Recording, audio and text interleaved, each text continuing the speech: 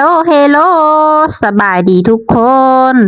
มาพบกับซองสอินเช่นเก่าเช่นเคยพี่น้องอันนี้ก็แม่นภาพบรรยากาศอยู่หน้าเด้อพี่น้องเด้ออินก็ได้มีโอกาสเมื่อบ้านหั้นนะพี่น้องบ้านในรอบหลายปีเลยที่อินเมื่อยามดำหน้าหั้นนะพอแต่เมื่อฮอดบ้านเท่านั้นแหละพี่น้องเอ้ยอินก็ออกไปหน้าเลย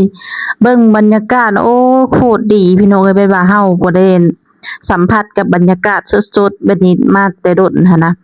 เบิ่งน้ำอันนี้คือตะกร้าเพิ่นบ่มีน้ำเด้อพี่น้องเด้อเฮาก็ได้ไปแบบได้น้ำเซอร์สิหาเพราะว่าฝนอันฝนบ่ค่อยตกแล้วก็น้ำมันก็บ่ค่อยอั่งบ่ค่อยมีไปเลยหั้นนะเบิ่งพี่น้องเขียวอมทุ่มอยู่อันนี้คือหน้าเอื้อยพี่น้องเพราะว่าเพิ่นก็เมื่อก็เอื้อยเพิ่นก็ดำหน้าหั้นแล้วสิหั้นนะเบิ่งลมพัดใบไม้โบยพี่น้องเอ้ย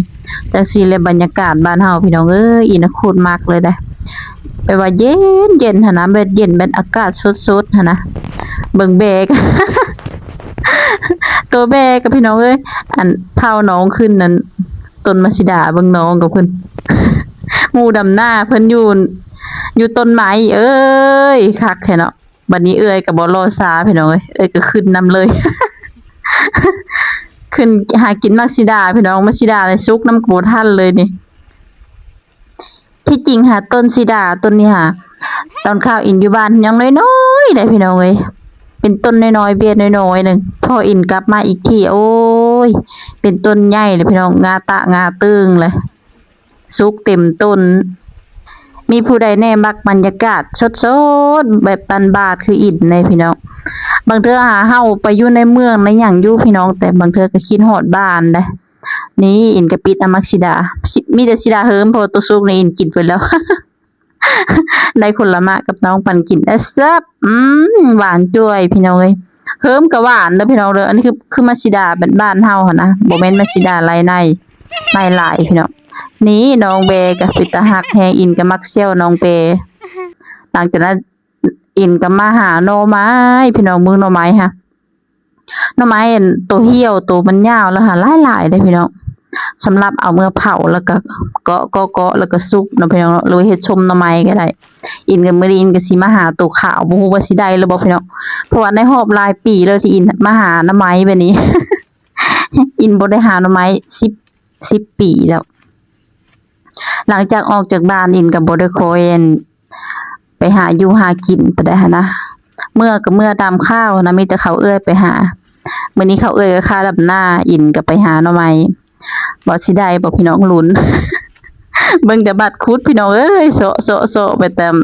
ตามเทิงนะบ่เป็นตาสิได้กินเด้ แต่คันจะได้ตัวดำมันสิมีอึดเด้อพี่น้องเด้อตัวดำๆมันค่ะหน่อไม้ดำหน่อไม้อันตาโตตาตีดมันค่ะมีอึดเพราะว่ายามนี้เป็นฤดูหน่อไม้เนาะพี่น้องเนาะหลังจากก่อนี้บ่ได้อินก็ไปก่อไม้พี่น้องเบิ่งอินให้เบิ่งบรรยากาศในป่าพี่น้องเอ้ยบอกเลยว่าโคตรสดชื่นเลยสดชื่นหูจือขนาด อินก็ไปกับน้องเด้อเพิ่นมื้อนี้ไป2คนไปกับน้องเสียมคนละดวงเลยได้ รุ่นว่าสิได้เต็มกระตาบ่สิหั่นนะอินก็ยังบ่ฮู้ว่าเจ้าของสิหาได้บ่เดินเพราะว่าอินขุดอันไป2-3บาทก็รู้สึกว่าเมื่อยหั่นน่ะพี่น้องเพราะว่าเฮาบ่ค่อยได้มาหาอยู่หากินแบบนี้แต่โดดเลยเนาะบ่คือตอนเฮาอยู่บ้านได้หลังจากนั้นอินก็เห็นหน่อไม้พ้นไปรู้อยู่นะอินก็เลยขุดเบิ่งคิดว่าเป็นตัวขาวมันแล้วมันเป็นตาโตดดำหั่นนะ ส่วนหลายอินก็สิได้แต่ตัวเป็นตัวปลายมันพ้นหั่นแหละพี่น้องเพราะว่าขุดลงหาโอ้ยเมื่อยเดี๋ยวนี้ฮะมีคือตะกร้าวน่ะโอ้ยพี่น้องขุดมันนั่นลึกๆหั่นเด้เอิ้นมันพี่เลยก็นี่อันนี้ก็คือปลายมันพ้นนะพี่น้องเด้อปลายมันพ้นหักก็เซาะๆลงไปทางลมมันก็สิเป็นนอกขาวใช่นะบอกเลยพี่น้องว่านอเป็นน่ะป้าต้มน่ะหวานขนาดอันนี้คือหน่อไม้ไผ่ป่าเด้อพี่น้องเด้อหน่อไม้ไผ่ป่าแล้วโมนอยู่พี่น้องหาหน่อไม้มันก็โมนอยู่ทั้งโมนทั้งเมย ทั้งโมนทั้งโมยปนกันไปเบิ่งหน่อนี่พี่น้องเอ้ยอันมันเป็นกอเดียวกันได้พี่น้องแต่มันออกคนละข้างสิฮะโอ้ยหลังจากนั้นก็ได้เต็มกระตาพี่น้อง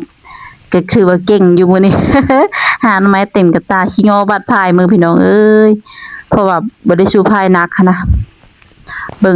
จุลาอินได้ก็ตบ ตัวมันพ่นป่ายขึ้นมาแหละจึงได้นะตั้งคูดอีหลีก็มีได้ดอก หลังจากนั้นอินก็สิมาเก็บอันยอดผักพี่น้องอันนี้คือเป็นยอดผักผักมะอื้อเด้อพี่น้องเด้อหรือว่าผักทองนั่นเองเอายอดมันกับดอกมันเพราะว่าเฮาสิเอามาแกงใส่หน่อไม้มันจังแซ่บพี่น้องเอายอดมักบัวนำอินก็สิเอาแต่ยอดกับดอกมันพี่น้องเบิ่งอินให้เบิ่งบรรยากาศบอกเลยว่า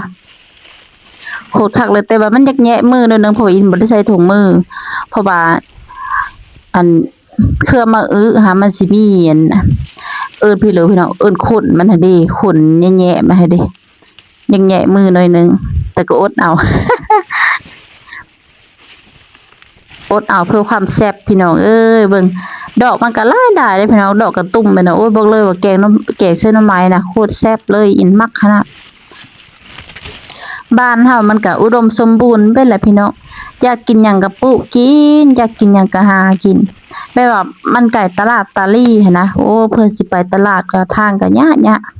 นี่อินให้เบิ่งอันมุมกว้างๆพี่น้องอันนี้ก็สิเป็นส่วนอย่างส่วนมั่นอ้ายเด้อพี่น้องเด้อ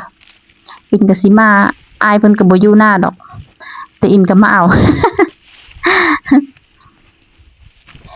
มีผู้เลอส้มคลิปธรรมศาสตร์บัดนี้ละคิดฮอดบ้านในพี่น้องสำหรับคนไกลบ้านเนาะอินเข้าใจโหคนไกลบ้านเลยว่าบางครั้งก็คิดฮอดได้แบบคิดฮอดพ่อคิดฮอดแม่นะสำหรับคลิปนี้ก็อินถ่ายตั้งแต่อินเมื่อบ้านทิศก่อนพุ่นละพี่น้องแต่อินบ่ค่อยมีเวลาตัดคลิปอินหาก็สิมาตัดคลิปมื้อนี้อินก็ขอบใจหลายเด้อที่มารับชมติดตามให้กำลังใจอินนี้พี่น้องหลังจากนี้ก็ได้เต็มกำมือพอแล้วพี่น้องใส่แกงหน่อไม้สุดๆหลังจากนั้นก็สิมาเอาผักยะนางพี่น้องผักยะนางก็บ่ค่อยเยอะอันงามไปเลยพี่น้องทางนี้นะมันเป็นดินอยากแน่นๆหน่อยนึงนะอันนี้ก็คือเอื้อยเป็นก็สิไปแม่นมะลินไหมให้พี่น้องมะลินไหมรวมมะลินฟ้านั่นแหละเองเพิ่นก็ไปแม่นให้บ่มะลินไหมเพิ่นว่าเอาน้องก็เพราะว่าอินค่ะเป็นคนมักกินขมกินขมก็ได้พี่น้องส่วนเขาเอื้อยก็บ่ค่อยได้กินพี่น้องมาลินไหมก็ต้นนั้นก็เต็มต้นอยู่ต้นนี่แหละมันมีตัวอ่อนหลายต้นนึงค่ะจนแก่เบิดเลยพี่น้องบัดนี้อินก็สิมาเก็บผักสะแงงพี่น้องผักสะแงงหน้าเด้มันก็หลายเด้พี่น้องอินก็สิมาเก็บอยู่ไร่ตะกร้าเพราะว่าช่วงนี้มันมักออกอยู่ไร่ตะกร้าเด้พี่น้องเพราะว่าไร่ธรรมดาหาเบ็ดเฮาไถฮุดไถหยังแล้วเฮาดำหน้าแล้วนะมันก็เลยบ่ค่อยจะเกิดผุเล็ดช่วงข้าวเขียวๆพี่น้องผักสะแงงก็สิหลายอันนี้ก็คือไร่ตะกร้าก็โอ้บอกเลยพี่น้องผักสะแงงโคตรหอมเลยพี่น้องเอ้ย